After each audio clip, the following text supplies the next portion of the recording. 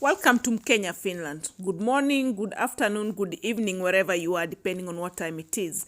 Today I want to discuss the Finnish culture, Finnish sauna, and this has been a culture shock for me. I think something that I'm still trying to get used to. So the Finnish sauna is very important in their history, in their culture, because the sauna is considered the cleanest part of the house. It is also where women used to give birth back in the days where women would give birth at home. Sauna is a place where they do hold family meetings, they entertain guests, and a place to go and get cleaned up at least, because Finland it's very cold, very long winters, and so sometimes it is necessary to go and have a warm bath in a nice warm room. Now, sauna is so important that almost every flat you're going to find a sauna that is meant to be used by the residents who live there, and once a week all landlords are required to provide a free sauna sessions for the residents. So there are different types of sauna. You might find the electric sauna, you might find the stone sauna, smoke sauna, and people do different things when they go to sauna. People smoke. It's there to people go there to sweat and enjoy the heat. People also go there and drink, and if you didn't know, people even take snacks in the sauna, like sausages grilled there. Some people even grill marshmallows. Some people even take their pets in the sauna. So some of the etiquettes when you're in the sauna, of course, everybody knows. It's not a place to go and make noise. It's not a place that you're allowed to go in with your own clothes. Sometimes it's allowed to have a towel on.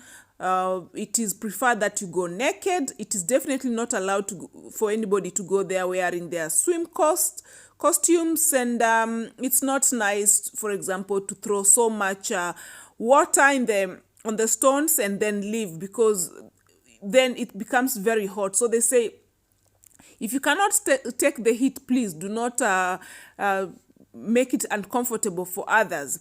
And also in the sauna, if you find that it's too hot, you should not complain. You should go out. You should sit on the first level of the sauna where it is not too hot. And you cannot deny others the opportunity to enjoy a hot sauna. So there are some of these etiquettes that everybody tends to know. Sometimes people do not everybody knows. So in the sauna, when you go there and it becomes too hot, you go outside, you go and get some cold water, or you go for a swim.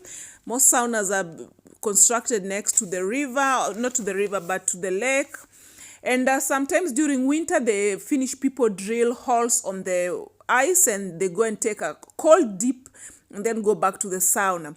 For me, sauna has always been more of a culture shock, because I do not understand how adults go and sit in a room naked and sweat, and they have leaves and they beat each other with these dry leaves on their back, and is where the entire family, father, mother, children, daughters, and even when you get a boyfriend, they take you, they say, hey, let's go to my family.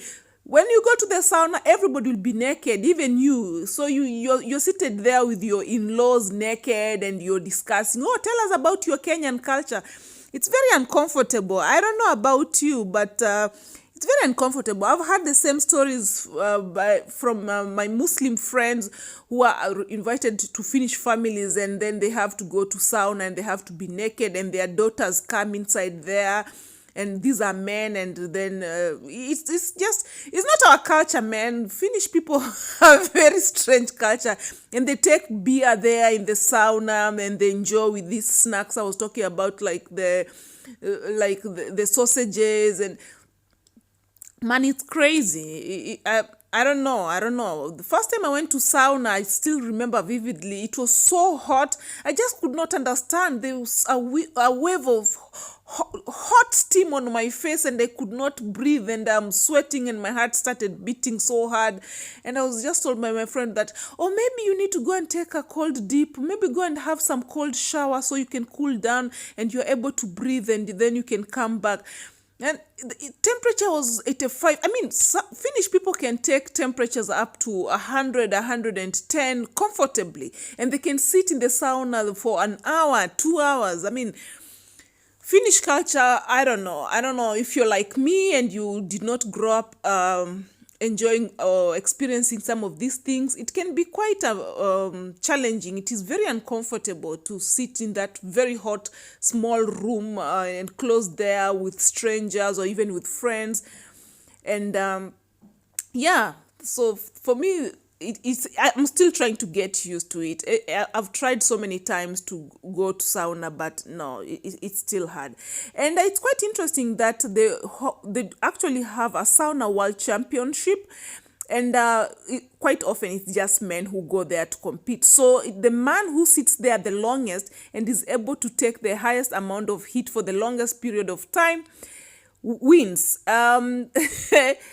It is very interesting because quite often people end up with burns, and unfortunately, I think sometime back in 2010, here in Finland, there's a Russian man who also took part in that sauna competition, and unfortunate for him, shortly after he won, he died. He was so dehydrated and he had very bad burns on his body that he died shortly after. But all in all, sauna is a very important part of Finnish culture, is where the meetings are held, is where decisions are made, is where they entertain, is where they relax, is still considered the cleanest part of their house.